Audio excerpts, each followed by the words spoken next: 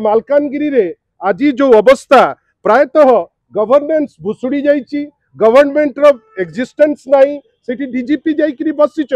बसिकी कौन करुचंती आमे तो जानी पारुना किंतु सिचुएशन बॉइलिंग अच्छी गवर्नमेंट हाथ टेकी देइची डीजीपी केवल जाइकरी बसिचंती आमे रिक्वेस्ट करिचु माननीय गवर्नर महोदय को जे तांकर डायरेक्ट इंटरवेंशन दरकार जदि न हबो जेमती संतोष कटुआ उच्छृंखल है अभद्रामी तांकर बढ़ई बढ़ई गांधीजी को छाड़बेनी सेमती मालकानगिरी जोठी एते दिन हेलानी 24 वर्ष रे गोटिए गंडगोल नहीं 16 मास रे बारंबार गंडगोल आपण जानी शुणिकी गंडगोल भिआउचंती ओडिशा आगुरु कम्युनल वायलेंस देखि नथिला किंतु कटक रे आमे जहा देखिले जहा पीसीसी सभापति मध्य तांकर जणे व्यक्ति विशेष को कहले आमे सेठी देखिले एबे मालकानगिरी रे जहा देखुचे ओडिशा रो जो इमेज सारा भारत वर्ष रे मते कहीं लागुची ता दिरे क्षुर्ण होईची।